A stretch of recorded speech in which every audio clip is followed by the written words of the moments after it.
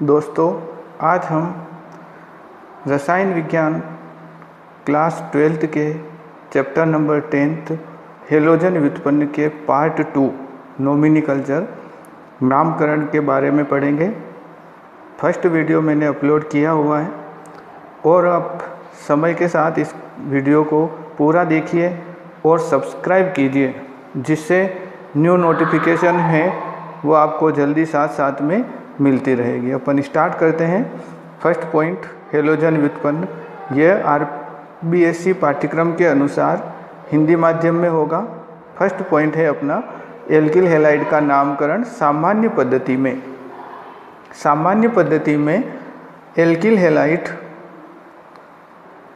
का नामकरण एल्किल समूह का नाम लिखने के पश्चात हैलाइड नाम लिखा जाता है। सामान्य पद्धति में एल्किल समूह का नाम लिखने के पश्चात हैलाइड नाम लिखा जाता है, जैसे CH3Cl। सिंपल एग्जाम्पल है CH3। CH3 को अपन कहते हैं मेथिल। CH3 को कहते हैं मेथिल। और हेलोजन क्लोरीन को क्लोराइड कहा जाता है, तो सामान्य पद्धति में इसका नाम हो जाएगा मेथिल क्लोराइड। Methyl chloride. इसी तरह से सेकंड पॉइंट, IUPAC पद्धति। IUPAC पद्धति में एल्किल हैलाइड का नामकरण हेलो प्रतिस्थापित हाइड्रोकार्बन के रूप में किया जाता है। IUPAC पद्धति में हेलो प्रतिस्थापित हाइड्रोकार्बन मतलब एल्किल हैलाइड के रूप में हेलो प्रतिस्थापित हाइड्रोकार्बन के रूप में, मतलब पहले हेलोजन आएगा, जैसे CH3Br। अब IUPAC पद्धति में पहले ब्रोमो और एक कार्बन है, इसलिए मेथेन, ब्रोमो मेथेन नाम दिया जाएगा। तो सामान्य पद्धति में ध्यान रखना है, एल्किल हैलाइड का नामकरण पहले एल्किल समूह, बाद में हैलाइड समूह, तो इसका नाम होता है मेथिल, एल्किल रूप में मेथिल ब्रोमाइड। तो ये चीज़ अपने को इसमें ध्यान रखनी है। ब्रोमोमेथेन IUPAC पद्धति और मेथिल ब्रोमाइड सामान्य पद्धति के अंतर्गत इसका नाम होगा। अब अपन इसके कुछ एग्जाम्पल जो हैं वो देखते हैं, जैसे फर्स्ट एग्जाम्पल है CH3Br। CH3Br methyl bromide. सामान्य पद्धति में अभी अपन ने एग्जाम्पल देखा ही था, और IUPAC पद्धति में ब्रोमोमेथेन। इसी तरह से CH3CH2Br, तो सामान्य पद्धति में CH3CH2 को एथिल कहा जाता है, इसलिए एथिल, और Br के लिए अपन ब्रोमाइड लिखेंगे। और IUPAC पद्धति में ब्रोमो एथेन, पहले Br ब्रोमीन आ जाएगा और फिर ब्रोमो एथेन। इसी तरह से इसे नॉर्मल प्रोपिल ब्रोमाइड कहेंगे। सीधी श्रृंखला है, इसलिए नॉर्मल प्रोपिल ब्रोमाइड। और IUPAC में 1 ब्रोमो प्रोपेन। इसी तरह से अगला जो एग्जाम्पल है, इसमें इस समूह को, ये समूह ध्यान रखना, मैंने वैसे फर्स्ट वीडियो में भी आपको बताया है, CH3CH, और अगर अपन एक CH3 और लिख देते हैं तो ये जो समूह है इसे आइसो समूह कहा जाता है, और 3 कार्बन है इसलिए प्रोपिल, तो आइसो प्रोपिल ब्रोमाइड इसका नाम हो जाएगा। और IUPAC पद्धति में ब्रोमोप्रोपेन कहेंगे।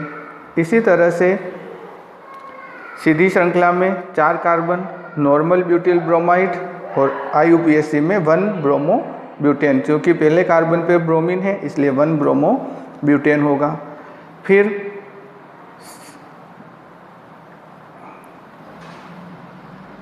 ये जो समूह है वो द्वितीयक समूह है। CH3CH दूसरे कार्बन पर जुड़ा हुआ है, इसलिए तो ये द्वितीयक ब्यूटिल ब्रोमाइड इसका नाम हो जाएगा। और दूसरे कार्बन पर ब्रोमीन जुड़ रहा है, इसलिए 2 ब्रोमोब्यूटेन इसका नाम हो जाएगा IUPAC पद्धति में। इसी तरह से ये समूह आइसो समूह आ गया और टोटल 4 कार्बन है, इसलिए आइसोब्यूटिल ब्रोमाइड। और IUPAC पद्धति में ध्यान रखना है, हेलोजन की तरफ से क्रमांकन करेंगे तो 1, 2 और 3, और अंग्रेजी वर्णमाला के अकॉर्डिंग पहले Br आता है तो 1 bromo 2 methyl propane, 1 bromo 2 methyl propane इसका IUPAC पद्धति में नाम हो जाएगा। इसी तरह से तृतीयक ब्यूटिल ब्रोमाइड। अब तृतीयक ब्यूटिल ब्रोमाइड में ध्यान रखना है, ये जो समूह है उसे तृतीयक समूह कहते हैं। कार्बन जो है तृतीयक कार्बन, अपन ने वर्गीकरण में पढ़ा था तृतीयक कार्बन मतलब हेलोजन जिस कार्बन से जुड़ रहा है, हेलोजन जिस कार्बन से जुड़ रहा है वो 3 अन्य मेथिल समूह से जुड़ता है तो उसे तृतीयक कहते हैं। इसलिए इसका नाम हो जाएगा टर्सरी ब्यूटिल ब्रोमाइड। क्योंकि 4 कार्बन है इसलिए ब्यूटिल और ब्रोमाइड, तो सामान्य पद्धति में इसका नाम हो जाएगा तृतीयक ब्यूटिल ब्रोमाइड। और IUPAC पद्धति में क्रमांकन 1, 2 और 3 लिखेंगे, और दूसरे पे ब्रोमो अंग्रेजी वर्णमाला के हिसाब से पहले आएगा इसलिए 2 ब्रोमो, दूसरे पे मेथिल है 2 मेथिल, और लंबी श्रृंखला में 3 कार्बन है इसलिए प्रोपेन, तो 2 ब्रोमो 2 मेथिल प्रोपेन इसका नाम हो जाएगा। फिर अगला एग्जाम्पल है नियोपेंटिल ब्रोमाइड। तो ये जो समूह है वो नियो समूह है और इस समूह को कहा जाता है नियो समूह। तो ये हो जाएगा नियो, और 5 कार्बन है इसलिए पेंटिल, और Br को ब्रोमाइड। तो सामान्य पद्धति में नियो समूह 5 कार्बन पेंटिल और हेलोजन ब्रोमाइड। और IUPAC पद्धति में क्रमांकन यहाँ से करेंगे 1, 2 और 3, तो हो जाएगा 1, 2, 3 से 1 पे ब्रोमो 1 ब्रोमो और 2 पे 2 मेथिल समूह जुड़े हुए हैं इसलिए 2, 2 डाई मेथिल, और टोटल 3 कार्बन है इसलिए प्रोपेन, तो 1 ब्रोमो 2, 2 डाई मेथिल प्रोपेन। इसी तरह से CH2 डबल बॉन्ड CHBr, इसे वाइनिल ब्रोमाइड कहते हैं। इसकी परिभाषा पहले पढ़ी थी फर्स्ट वाले वीडियो में। वाइनिल ब्रोमाइड, वाइनिल ब्रोमाइड से मतलब है कि हेलोजन परमाणु यदि कार्बन कार्बन द्विआबंध के sp2 संकरित कार्बन परमाणु से जुड़ा हुआ हो तो उसे वाइनिल समूह कहते हैं। ठीक है, तो ये वाइनिल ब्रोमाइड हो जाएगा। और IUPAC पद्धति में ब्रोमो एथीन। इसी तरह से एलिल ब्रोमाइड में CH2 double bond CH, carbon carbon द्विआबंध के निकटवर्ती sp3 संकरित कार्बन परमाणु पर यदि हेलोजन जुड़ा हुआ हो तो उसे एलिल ब्रोमाइड कहते हैं। ठीक है, Br है इसलिए एलिल ब्रोमाइड। और IUPAC पद्धति में अब ये मोस्ट इम्पोर्टेंट है, RPSC के अंदर भी ये क्वेश्चन आया हुआ है। इसको अपन एक बार और देखेंगे एग्जाम्पल को। RPSC में पूछा हुआ इसका IUPAC नाम। तो इसमें क्रमांकन के लिए आपको ध्यान में रखना है कि द्विबंध की तरफ से क्रमांकन करते हैं, इसलिए 1, 2 और 3, तो 3 ब्रोमो 1 प्रोपिन या प्रोप 1 इन इसका IUPAC नाम होगा, 3 ब्रोमो 1 प्रोपिन। इसी तरह से कुछ सामान्य एग्जाम्पल और हैं। CH2Cl2 को मेथिलीन क्लोराइड कहते हैं और IUPAC पद्धति में डाइक्लोरोमेथेन। CHCl3 को सामान्य पद्धति में क्लोरोफार्म और 3 क्लोरीन है इसलिए ट्राइक्लोरोमेथेन। CHBr3 को ब्रोमोफार्म और ट्राइब्रोमोमेथेन। इसी तरह से CCl4 को कार्बन टेट्राक्लोराइड और IUPAC में टेट्राक्लोरोमेथेन कहते हैं। अब है डाईहेलाइट। डाईहेलाइट से आशय यदि समान हेलोजन परमाणु युक्त डाईहेलो एल्केनों को एल्किलिडीन या एल्किलीन डाईहेलाइड कहते हैं। ये 3 प्रकार के होते हैं। फर्स्ट पॉइंट है जेम डाईहेलाइट, पहला बिंदु है जेम डाईहेलाइट। यदि समान हेलोजन परमाणु एक ही कार्बन परमाणु पर उपस्थित हो, जेम डाईहेलाइट से आशय है समान हेलोजन परमाणु एक ही कार्बन परमाणु पर उपस्थित हो तो उसे जेम डाईहेलाइड कहते हैं। जैसे इसमें इस कार्बन परमाणु पर एक ही प्रकार के 2 हेलोजन जुड़े हुए हैं, इसलिए इसे जेम डाइहेलाइड कहते हैं। इनका नामकरण में डीन लगाया जाता है, नाम के पीछे ध्यान रखना है।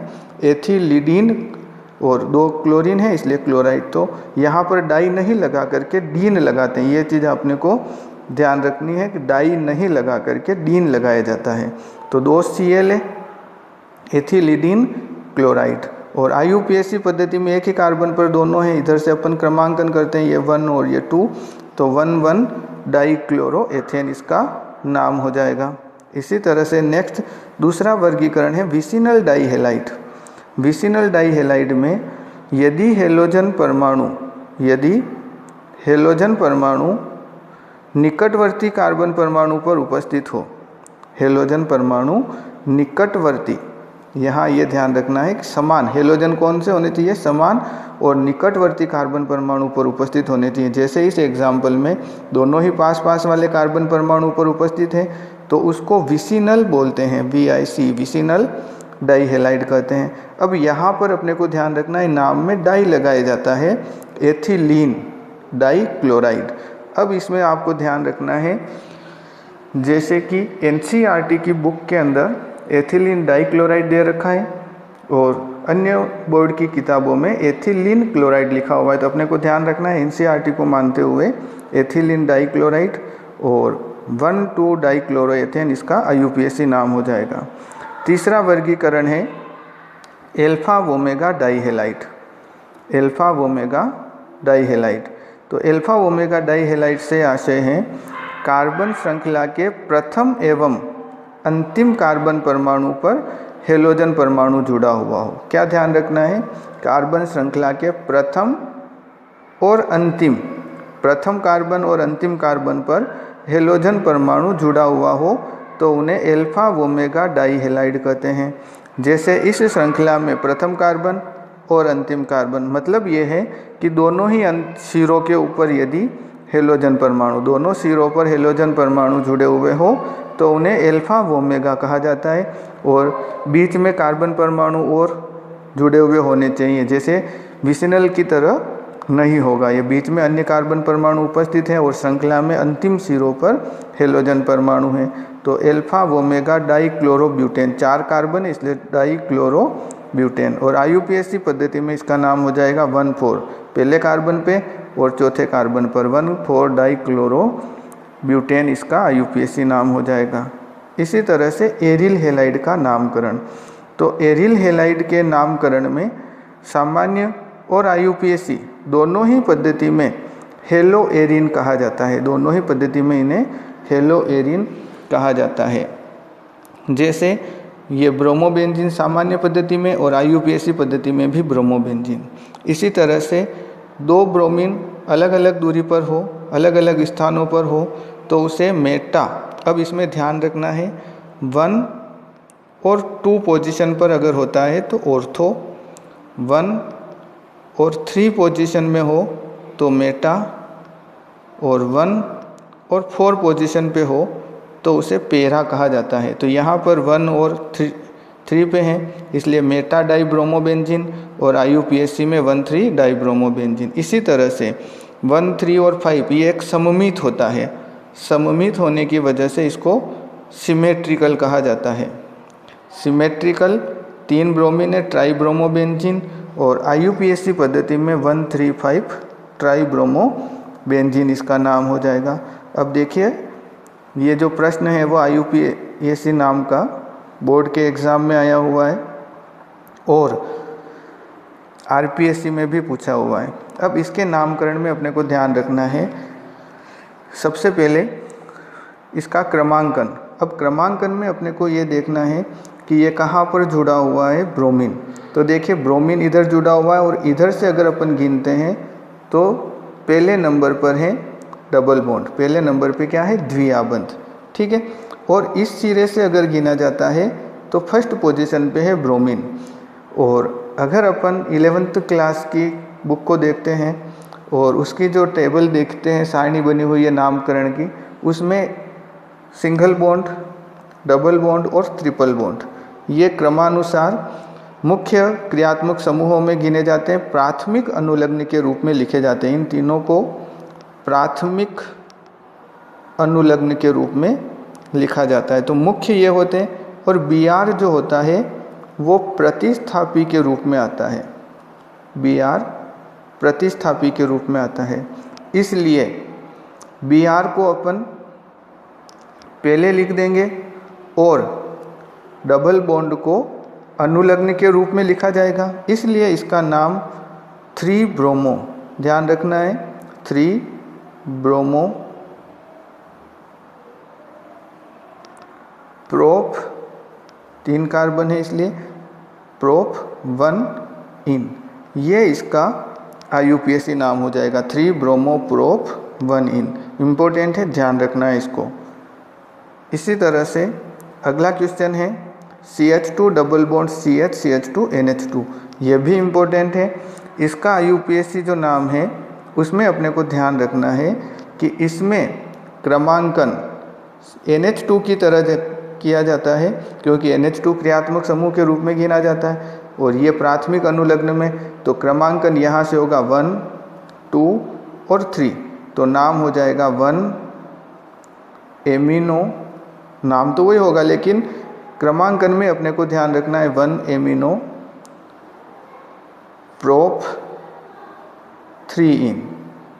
ये दोनों जो एग्जाम्पल मैंने दिए हैं वो RPSC के हिसाब से मोस्ट इम्पोर्टेंट है, बोर्ड में तो पूछे ही जाते हैं, लेकिन RPSC में 2013 वाली में ये प्रश्न आया हुआ है 1 एमिनो प्रोप 3 इन, तो दोनों ही इम्पोर्टेंट है, इन्हें ध्यान रखना है। और देखिए कुछ क्वेश्चन और दे रखे हैं, निम्न का IUPAC नाम लिखिए, CBSE बोर्ड की बुक में है, दे रखा है। देखिए अब इसका नाम लिखने के लिए अपन इसको सीधी श्रृंखला के रूप में लिखते हैं, जैसे इस CH3 को अपन पहले लिख देंगे, फिर प्रत्येक मोड़ पर कार्बन होता है, अपने को ये ध्यान रखना है प्रत्येक मोड़ पर कार्बन होता है, तो इसको मैं इस तरह से लिख रहा हूँ। अब इसका जो नामकरण होगा वो हो जाएगा 4 ब्रोमो, 4 ब्रोमो, 5 कार्बन है पेंट और दूसरे पे डबल बॉन्ड है इसलिए 2 इन, 4 ब्रोमो पेंट 2 इन, ये इसका IUPAC नाम हो जाएगा। इसी तरह से नेक्स्ट एग्जाम्पल, इसको भी अगर अपन सीधा लिखें तो देखिए यहाँ पर इस कार्बन पर 2 3 और 4, टोटल 4 कार्बन दे रखे हैं। अब अपने को ये ध्यान रखना है कि पहले नंबर पर डबल बॉन्ड दे रखा है, पहले बिंदु पर डबल बॉन्ड दे रखा है, तो क्रमांकन अपन इधर से ही करेंगे 1 2 3 और 4, टोटल 4 कार्बन। अब आप इसमें देखिए तीसरे नंबर पर ब्रोमो है, तो 3 ब्रोमो, 3 ब्रोमो,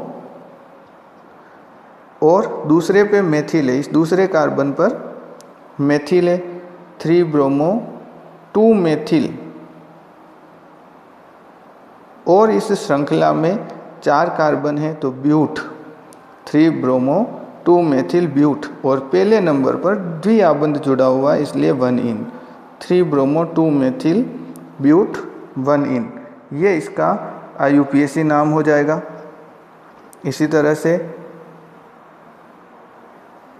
नेक्स्ट एग्जाम्पल देखिए, ये इसको अपन ने सीधा इस तरह से लिखा हुआ है।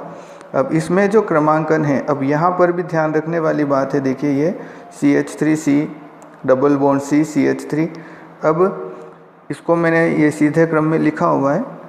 क्रमांकन के अंदर अपने को ध्यान रखना है, देखिए यहाँ दूसरे नंबर पर डबल बॉन्ड है और इधर से गिनते हैं तो दूसरे नंबर पर Br है, तो अपन वरीयता किसको देंगे, पहले इसमें वरीयता दी जाती है द्विआबंध को, मैंने पहले भी एग्जाम्पल में बता रखा है। तो क्रमांकन इधर से करेंगे 1 2 3 4 और 5, ठीक है। अब यहाँ पर आप देखिए पहले अंग्रेजी वर्णमाला के हिसाब से Br पहले आता है, Br चौथे नंबर पर है, 4 ब्रोमो, 4 ब्रोमो, फिर तीसरे नंबर पर मेथिल समूह है, 4 bromo 3 methyl, 4 bromo 3 methyl, 4 bromo 3 methyl हो जाएगा। और टोटल 5 पेंट और 2 इन, पेंट 2 इन, ये इसका IUPAC नाम हो जाएगा। इसी तरह से कुछ एग्जाम्पल और है। फोर्थ, इसके अंदर अपने को ध्यान में रखना है, देखिए इम्पोर्टेंट है, इसको मैं यहाँ पर लिख रहा हूँ CH3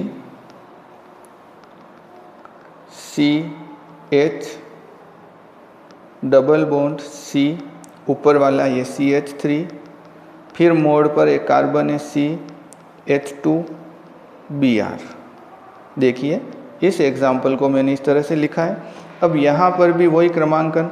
अब यहाँ आप ये देखिए कि इधर से अगर अपन गिनते हैं तो पहले नंबर पर Br आ रहा है और इधर से गिनते हैं तो दूसरे नंबर पर डबल बॉन्ड आ रहा है, तो अपन वरीयता हेलोजन की तरफ से देंगे। तो इसका जो IUPAC नाम होगा वो ये होगा 1 ब्रोमो। बच्चे इसमें कन्फ्यूजन रहते हैं, इसलिए इनको ध्यान रखना है कि कहीं पर द्विआबंध पहले, कहीं पर ये, तो ये पहले ये आ रहा है क्रमांकन। अगर अपन चाहते हैं तो फर्स्ट नंबर पर Br आ रहा है, इसलिए 1 bromo 2 methyl, 1 bromo 2 methyl, total 4 carbon है, तो ब्यूट 2 इन, इसका ब्यूट 2 इन, ये इसका नाम हो जाएगा 1 ब्रोमो 2 मेथिल ब्यूट 2 इन। इसी तरह से नेक्स्ट एग्जाम्पल ये वाला एग्जाम्पल नंबर 5, इसमें आप देखिए CH3, फिर CH डबल बॉन्ड CH और CH2Br।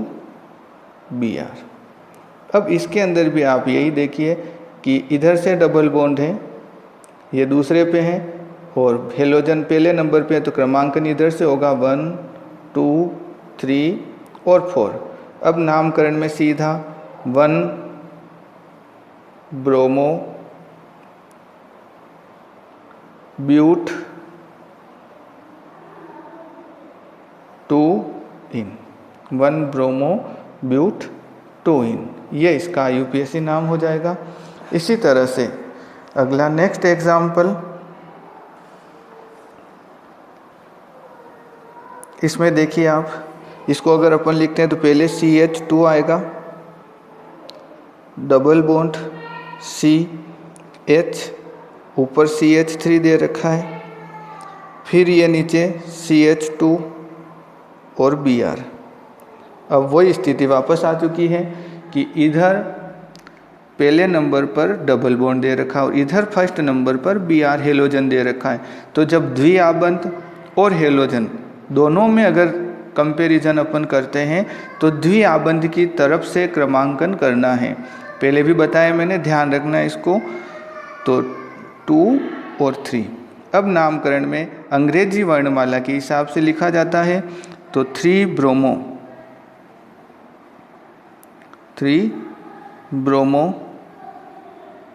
2 मेथिल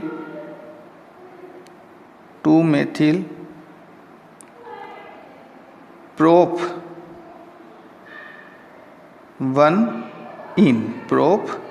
1 इन, ये इसका नाम होगा।